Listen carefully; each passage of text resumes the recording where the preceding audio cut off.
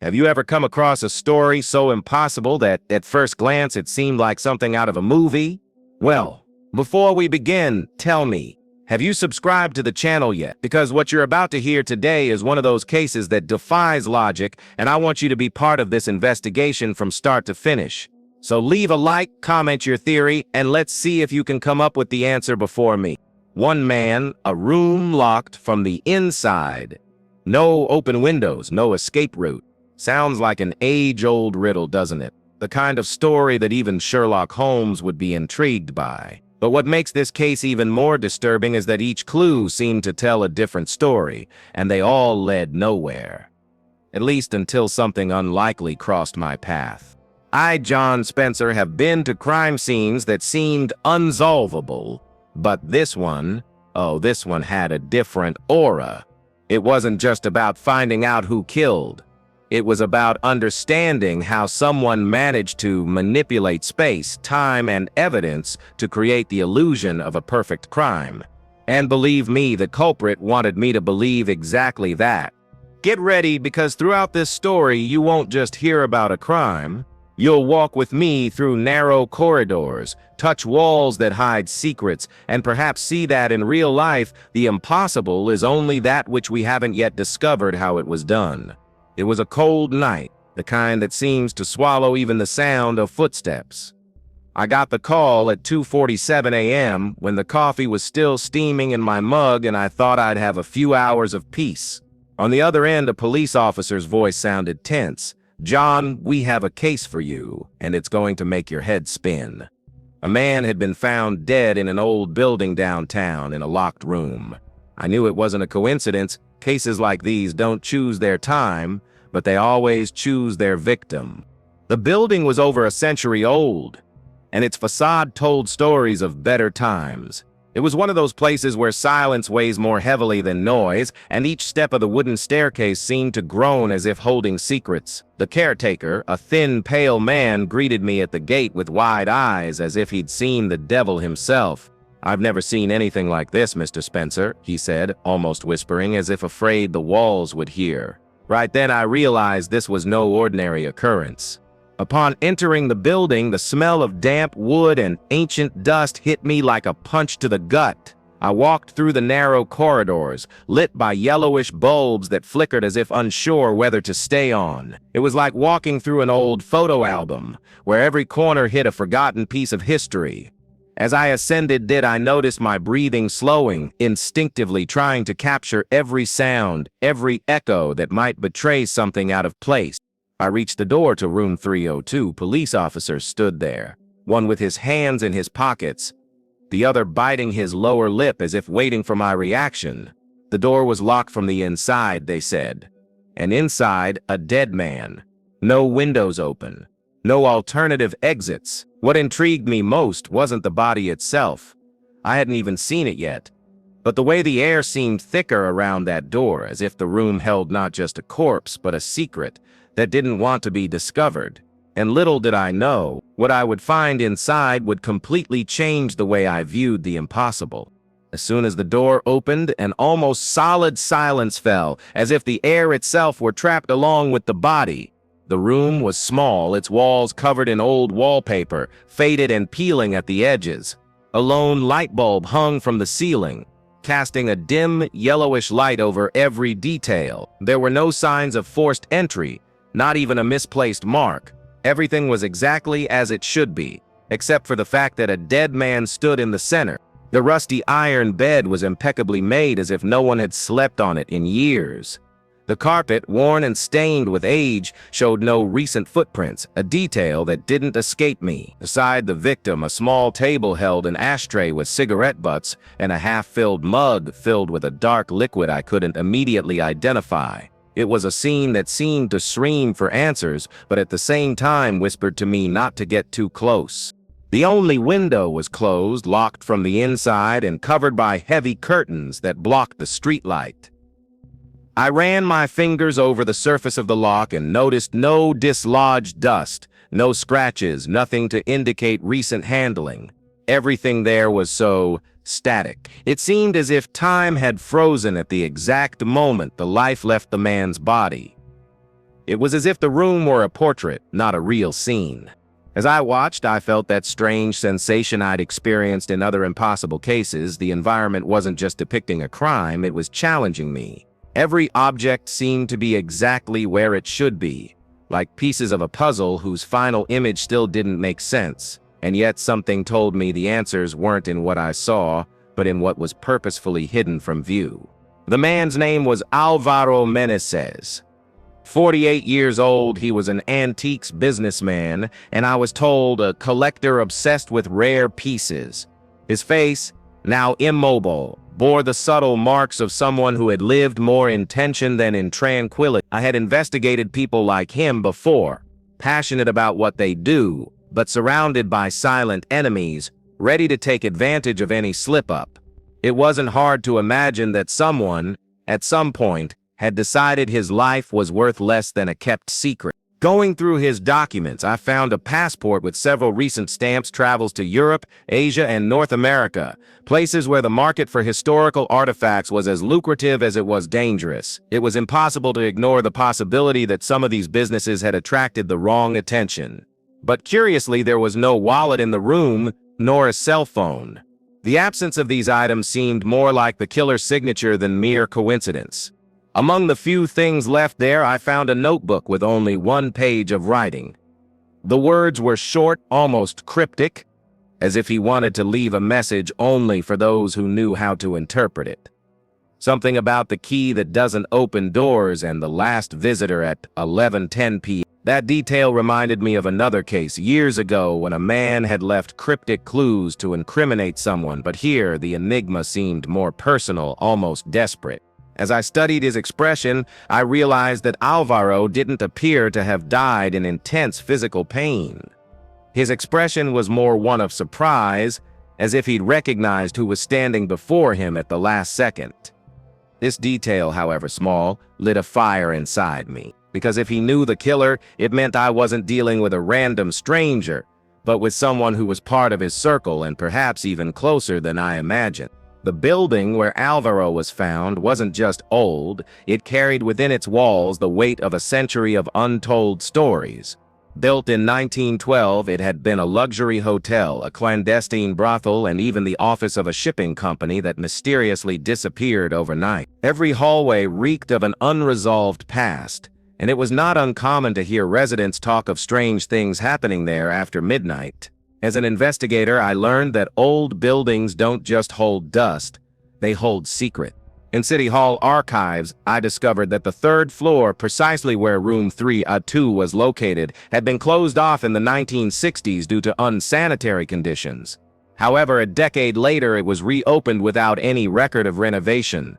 This detail deeply bothered me. Why would a condemned floor be used again without anyone bothering to document it? This wasn't just bureaucratic negligence, it was the kind of loophole criminals love to exploit.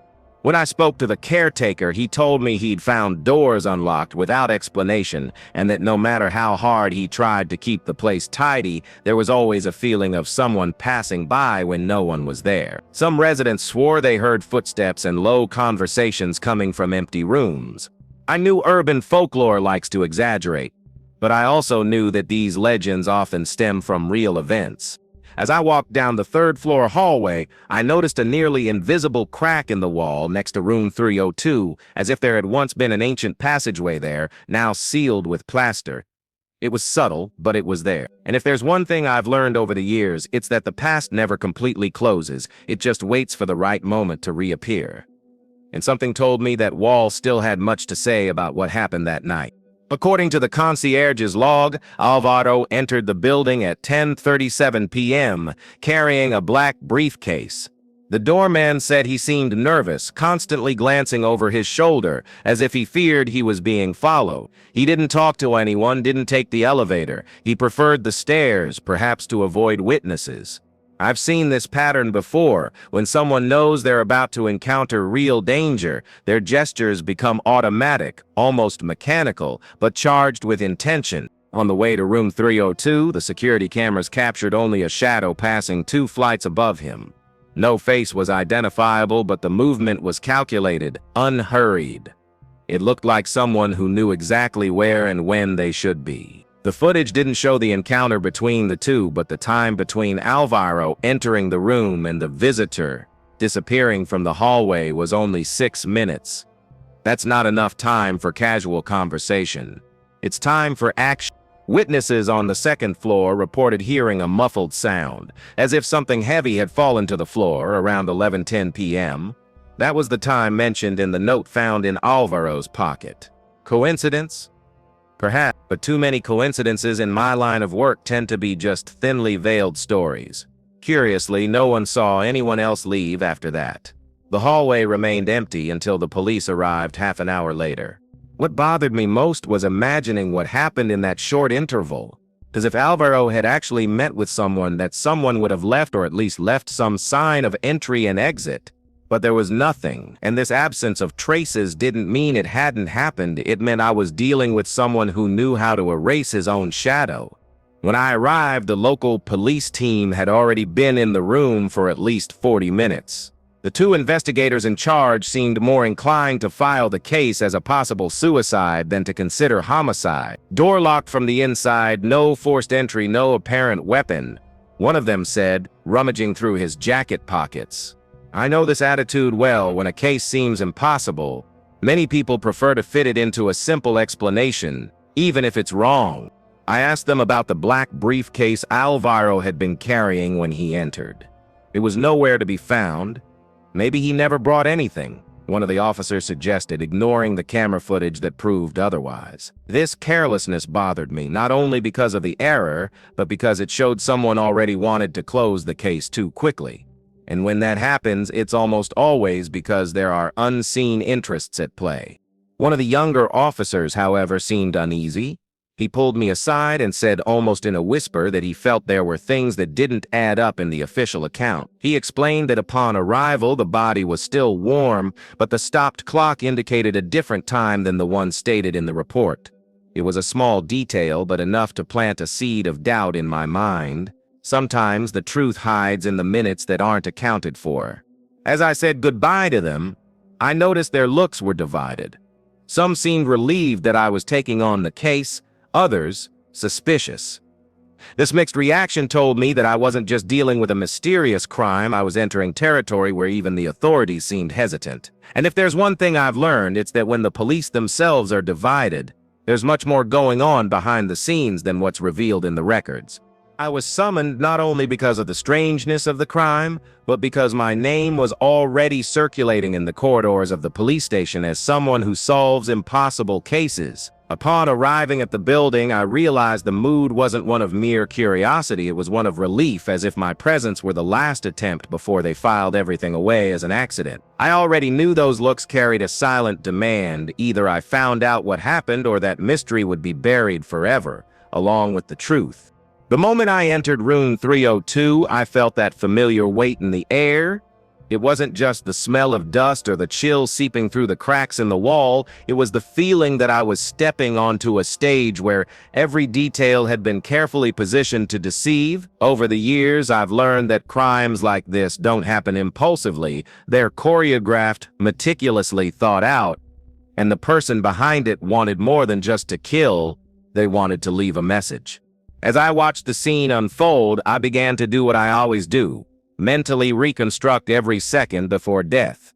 I imagined Alvaro entering the room, setting his briefcase on the floor and looking toward the door.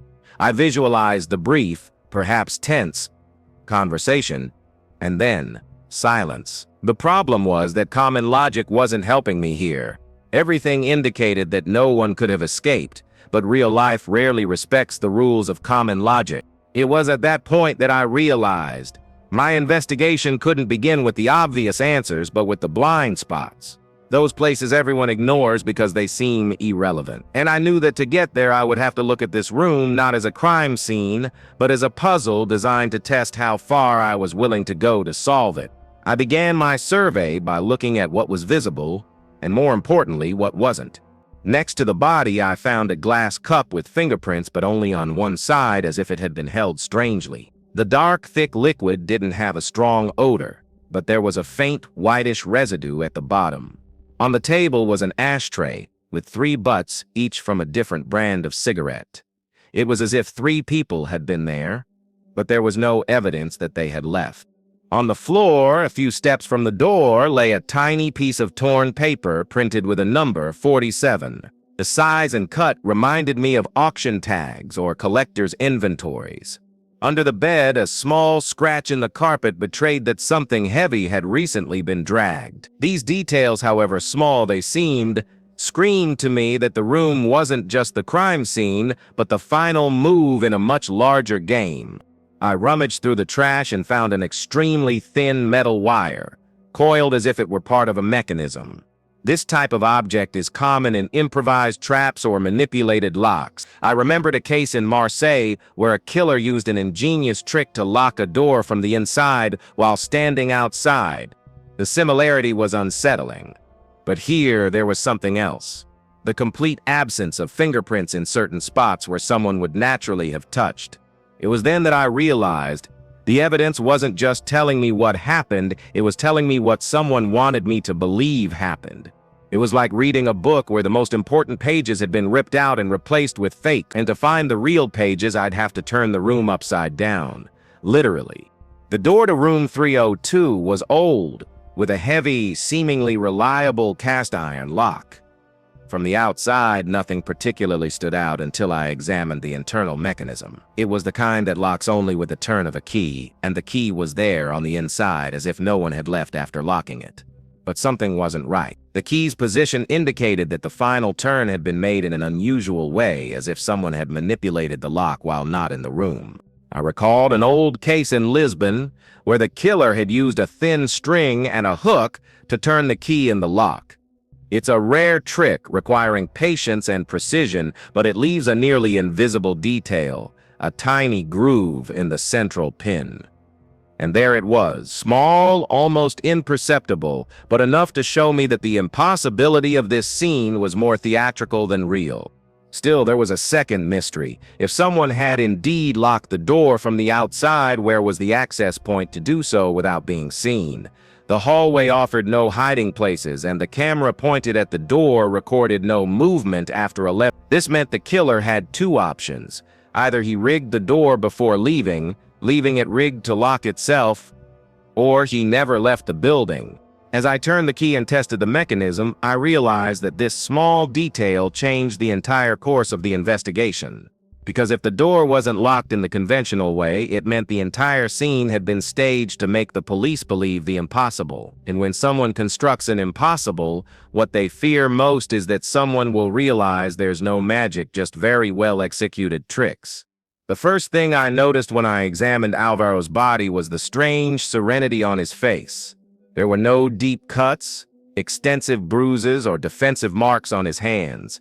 His nails were clean and intact, indicating he hadn't tried to scratch or grab his attacker. This lack of resistance made me wonder, either he was completely taken by surprise, or he was confident enough not to believe he was in danger until the last second. The room, likewise, showed no signs of a struggle. No furniture was moved, no chairs were overturned, and no objects were broken other than the glass on the floor, which could have been deliberately dropped to create a false narrative. It's as if the crime had been committed in a completely calm environment, like a conversation between old acquaintances that suddenly takes a fatal turn. This kind of scene always puts me on alert, because the absence of chaos is usually an indication that the killer controlled every variable. Imagine a conductor conducting an orchestra, every sound, every pause, every calculated silence. Here, the silence was the lack of obvious clues, which made it all the more disturbing. Crimes of passion leave traces, planned crimes don't. As I scanned the room, the growing feeling was that I wasn't witnessing a thoughtless crime, but a meticulous execution. And this only reinforced the idea that the key to solving the case lay not in what I could see, but in what someone had gone to great lengths to hide. Alvaro was slumped on his side next to the chair, his right arm outstretched as if trying to reach something or someone that was no longer there. His skin was pale, but there was a slight flush on his neck and cheeks, unusual for a body that should have been cooling down. This detail led me to consider other possibilities: poisoning, an allergic reaction, or even chemical asphyxiation.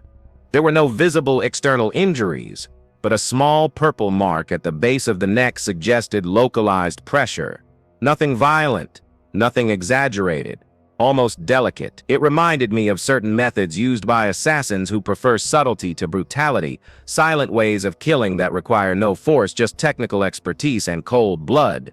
Examining his hands, I noticed that his left hand held a tiny piece of dark fabric.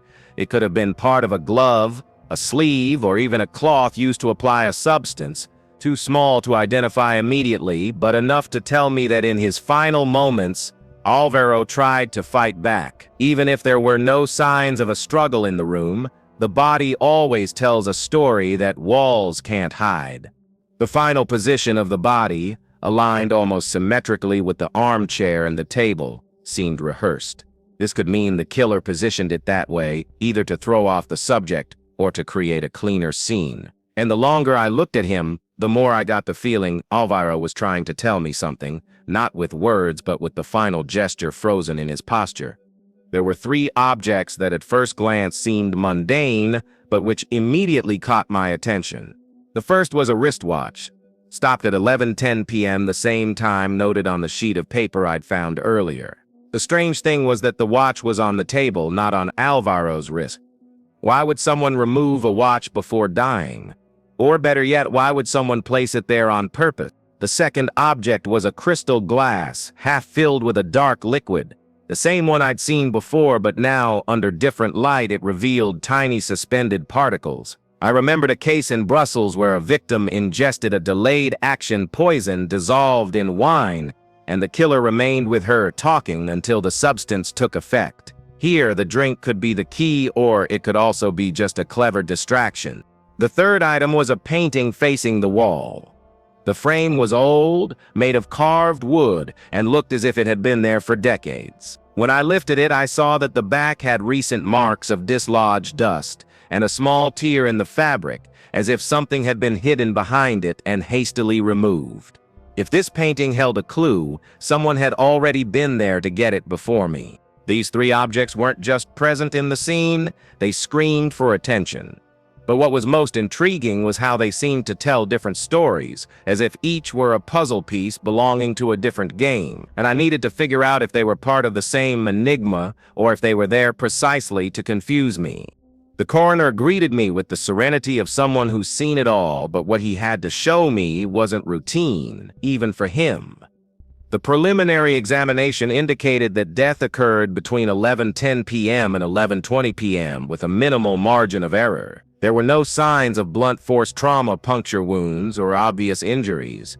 However, a more detailed analysis revealed traces of a rare chemical found in small doses in Alvaro's blood, something that could cause muscle paralysis within minutes.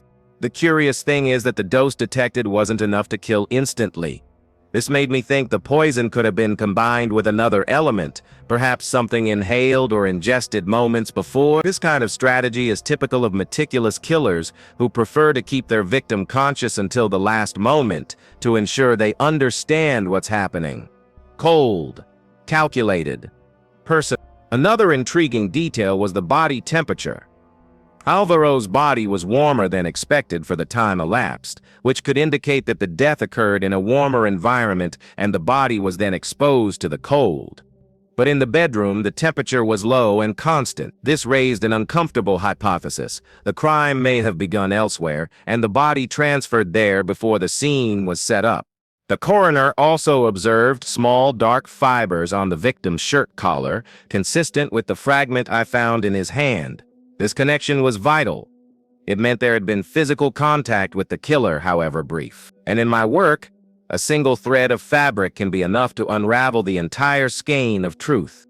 Interviewing the witnesses was like trying to piece together a jigsaw puzzle with pieces from different boxes. A second-floor resident claimed to have heard a loud thud, followed by absolute silence at exactly 11. Another neighbor swore she heard hurried footsteps coming down the stairs around 11:15 p.m. The accounts clashed like waves against rocks, and I knew that, in their midst, the tide was right to follow. A third statement came from the doorman, who claimed he hadn't seen anyone leave after Alvaro entered. However, he admitted to having been away from the lobby for about 5 minutes to solve a problem on the ground floor. Coincidentally or not, this interval coincided with the critical moment of the crime. In my work, I've learned that 5 minutes is more than enough to cover your tracks, manipulate a scene, or even disappear. Interestingly, a delivery man passing by claimed to have seen a light turn on and off in room 302 at 11:12 p.m.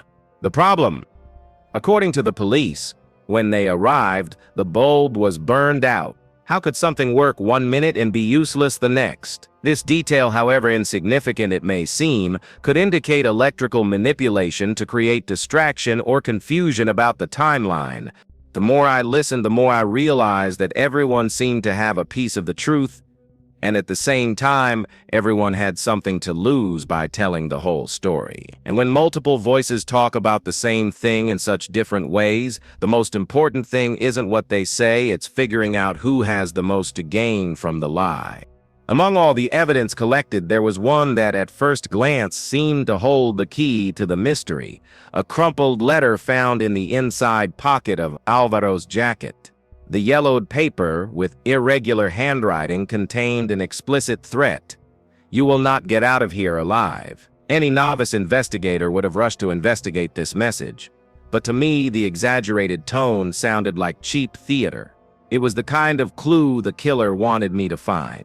I analyzed the ink and paper. The letter had been written recently, but the material used was identical to what I found in the lobby closet. This meant it could have been written inside the building itself after the crime, simply to direct the investigation toward a false suspect. This trick is old, but it still works on those who don't realize that sometimes what's too obvious is precisely what should be discarded. The most revealing detail was the crease in the paper. It wasn't folded to fit in someone's pocket, but rather to be placed in an envelope. This indicated that the letter likely didn't belong to Alvaro until very shortly before his death. In other words, it was placed there perhaps even after he was already dead to create a convenient plot device. This realization reinforced something I'd suspected all along, that room wasn't just a crime scene, but a stage set to tell a story the real culprit wanted everyone to believe. And with each false lead dismantled, I moved closer to the point where the ruse would lose its power and the truth would inevitably come out. As I mentally reviewed every detail of the building, I couldn't get that nearly invisible crack in the wall next to room 302 out of my mind. I decided to return, this time with a more powerful flashlight and a small test hammer. When I tapped lightly, the hollow sound confirmed my suspicion. There was an empty space behind that wall. It wasn't just a structural irregularity, it was a hidden compartment, carefully disguised. I asked permission to open a small section, and once I did, I found a narrow, dusty corridor that seemed to connect 302 to an old warehouse at the end of the floor. Most impressively, the entrance to this corridor was located exactly where the security camera couldn't reach. This explained how someone could enter and exit unseen, and more importantly, how they could manipulate the lock from the inside and lock the door without being in the room. As I walked through that claustrophobic space, I noticed fresh footprints in the dust, one of which had a peculiar, almost triangular shape. Years of experience had taught me that these types of marks usually come from custom-made shoes worn by people who don't buy anything in regular stores. In other words, I wasn't dealing with an amateur. This secret corridor completely changed the narrative of the case. Now I knew the killer had the advantage of knowledge of the building's hidden architecture, something few people could claim, and the question burning inside me was, who among those who lived or worked there would have access to this kind of knowledge? Investigating the motive is always an exercise in peeling back the veil. In Alvaro's case, it soon became clear that it wasn't just about money.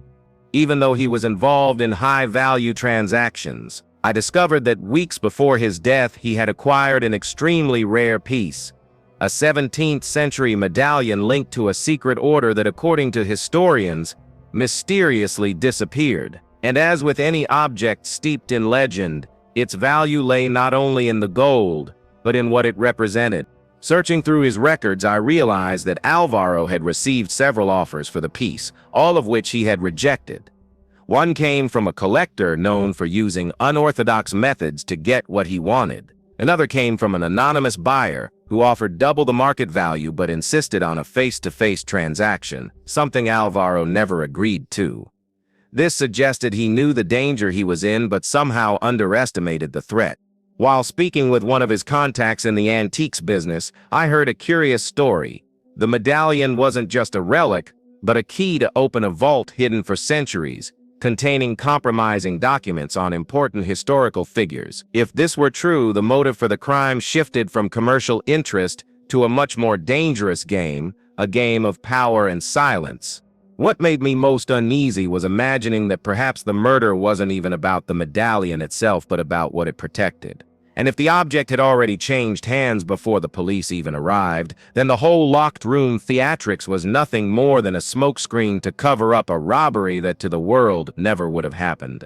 Getting to the culprit required more than following the obvious clues. I had to disassemble the story like a grandfather clock, piece by piece. The triangular soul mark found in the secret corridor was the key. I cross-referenced this detail with purchase records and discovered that only one person in the building had ordered custom shoes in recent years, the janitor. The irony, he was the first person to greet me on the night of the crime with that "I've never seen anything like it" look. When I confronted him, I realized his nervousness stemmed not only from the crime itself, but from the fear that I'd discovered how intimately he knew the building's structure. He knew every hidden corridor, every locked door, every flaw in the camera system. It was the kind of knowledge only someone with daily unrestricted access could possess, and precisely what allowed him to create the illusion of a locked room from the inside. During the interrogation, he tried to deny it, but one detail betrayed him. The fragment of fabric found in Alvaro's hand matched the exact fiber of the uniform he was wearing. Under pressure, he finally confessed that he hadn't acted alone. There was a buyer interested in the medallion, and the janitor was paid to create the perfect distraction, while the real mastermind disappeared with the piece. Alvaro, he says, offered no resistance until he realized he was being betrayed by someone he knew. This revelation made it clear that the crime was in fact an act of expediency for a carefully orchestrated robbery. And most disturbing of all, the mastermind remained free, protected by the shadows that only money and influence can create. For me, the janitor's arrest was only the first step. The real enemy was still out there. The mystery of the locked door, which so baffled the police, was less magic and more engineering. The caretaker had rigged a simple but ingenious mechanism using the metal wire he'd found under the bed. He threaded the wire through the keyhole while still in the secret corridor, connecting it to the key on the inside. With a precise pull, he managed to turn the key and lock the door from the inside, never to enter the room after Alvaro's death. The execution of the plan depended on perfect timing. The killer entered the hidden corridor, surprised Alvaro, and using the delayed action poison, ensured a quick and silent death. He then removed the medallion and any object that could link the crime to the real mastermind. Then, before exiting through the same corridor, he activated the lock, creating the illusion of an impossible crime. The detail of the clock stopping at 11:10 p.m. was another piece of this theater. He purposely stopped it to create a false time frame, which would confuse the investigation and support the idea that the death occurred at the exact moment of the noise heard by the neighbors. This way, any time contradiction would appear to be a misperception by the witnesses rather than a manipulation of the scene. The most fascinating thing is that while many sought answers in what they saw, the solution was hidden in what was unseen: the secret corridor, the metal wire, the intimate knowledge of the building's structure. And this reminded me once again that the logic of a perfect crime rarely lies in violence, but in the patience of those who plan it. When I left room 302 that night, the feeling wasn't of victory, but of unease. I had uncovered the trick, identified the perpetrator, and reconstructed the sequence of events, but the mastermind, he was still at large, protected by a web of silence and convenience. And deep down, I knew that until he was found, the medallion would continue to change hands in the shadows, carrying with it secrets capable of shattering reputations. I looked back at the locked door, now open, and realized how a simple physical barrier can become a symbol, To some, that lock was an unsolvable enigma. To me, it was just further proof that reality always finds a way to bend the rules. Perhaps the perfect crime's greatest trick is convincing everyone that it is in fact perfect. As I descended the building stairs, I remembered the coroner's words about the fibers on Alvaro's shirt collar. Small, almost invisible details, which in the end are the ones that matter most. How many other crimes, I wondered, go forever unsolved simply because no one pays attention to the things they don't want us to see? In my profession, that's where the truth often hides. Once outside, the cold dawn wind brought me back to reality. Another case closed, at least officially. Because for me, each crime solved is just the gateway to the next mystery. And I knew that sooner or later the mastermind would appear. The problem was that when that day came, I would have to be ready to face an enemy playing on a much bigger board than mine. So tell me, after hearing every detail, every clue, every twist, would you have suspected the janitor, or would you have fallen for the impossible crime trap? Because in the end, this case isn't just about a locked room, it's about how often the answers are hidden where no one wants to look. I've learned that logic, when used well, can dismantle any trick. And this applies to life too. How many situations seem hopeless until you find that secret passage that changes everything? Maybe your locked room has nothing to do with a crime, but rather with a personal or professional problem that seems insoluble until you spot the detail no one else noticed. Now the question is, will you start training your eye to find these details? Or will you continue to believe that certain things are impossible? Think about it. The impossible, most of the time, is just a puzzle waiting for someone willing to put it together. And if you want to continue investigating logic-defying cases with me, subscribe to the channel, activate the bell, and leave your comment. Who knows, your theory might be featured in the next video. After all, every good investigator knows the next clue may come from where you least expect it.